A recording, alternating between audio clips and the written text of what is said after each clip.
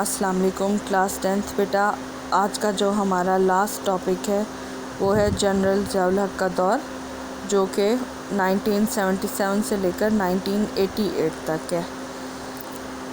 1977 میں پاکستان میں جو عام انتخابات ہوئے تھے اس میں اس وقت کی تمام سیاسی جماعتوں نے مل کر پیپلز پارٹی کا مقابلہ کرنے کا فیصلہ کیا تھا۔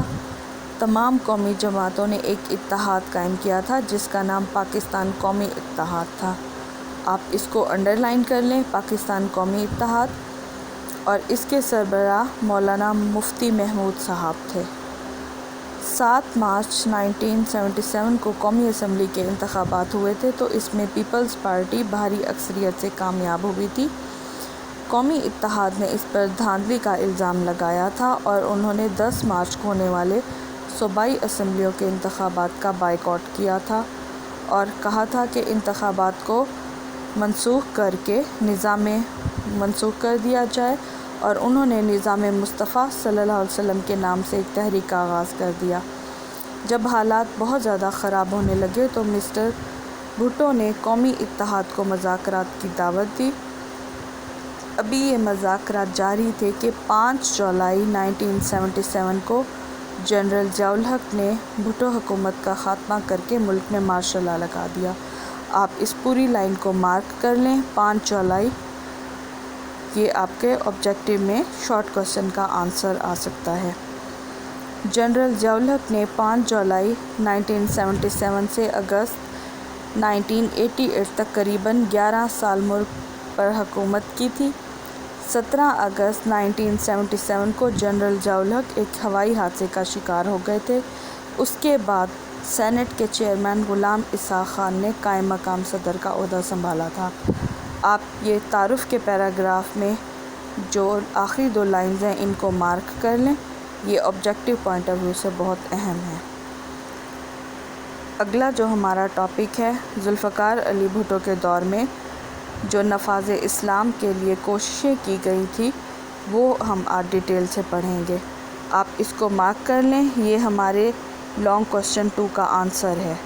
پیج 11 پہ لانگ کوسچن 2 کا ہمارا یہ آنسر ہے۔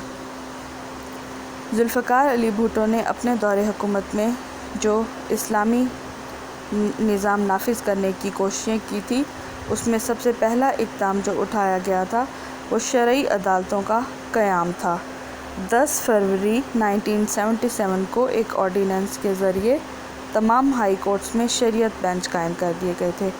آپ اس کو مارک کر لیں، 10 مارچ 1979 کو۔ ان میں جو ہے علماء کو بطور جج شامل کیا گیا تھا، وہ اسلام اور شریعت کے اصولوں کے مطابق فیصلہ کرتے تھے، مقدمات کو دیکھا کرتے تھے۔ 1980 میں شریعت بینچوں کے بجائے وفاقی شرعی عدالت قائم کی گئی تھی جو ماتحت عدالت کے فیصلوں کے خلاف اپیل سنتی تھی اور اسلام کی تشریح کرتی تھی۔ وفاقی شرعی عدالت کے فیصلوں کے خلاف اپیل سپریم کورٹ کا بینچ سنتا تھا۔ اس کے بعد شرعی حدود کا نفاذ ہے۔ 1979 میں حکومت نے شرعی آرڈیننس حدود نافذ کیا جس کے مطابق ملک سے شراب نوشی، چوری، زنا اور دوسرے جو جرائم تھے ان پر شرعی سزائیں دینے کے احکامات جاری کیے تھے۔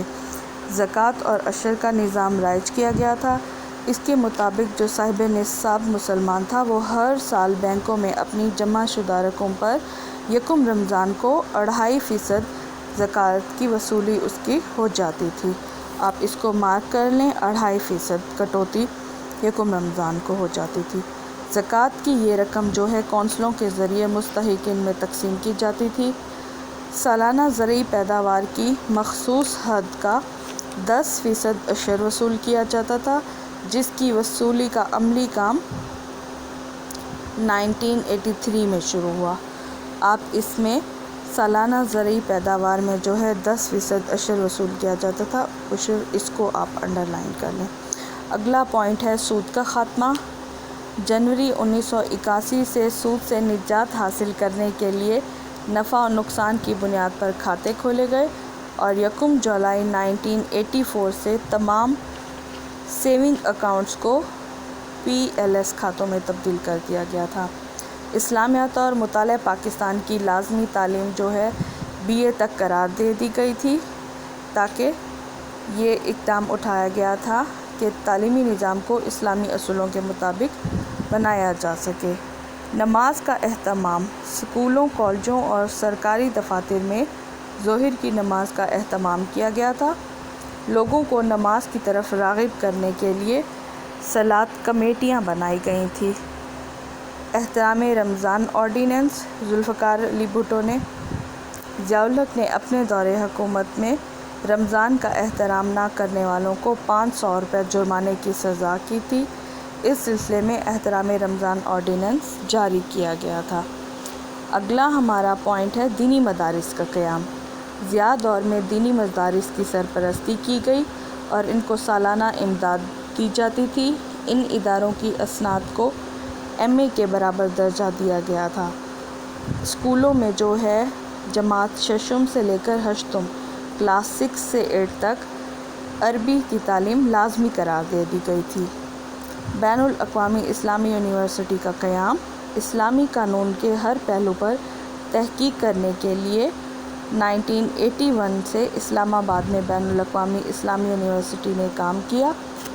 آپ اس کو مارک کر لیں، 1981 اسلام آباد میں بین الاقوامی اسلامی یونیورسٹی قائم کی گئی تھی۔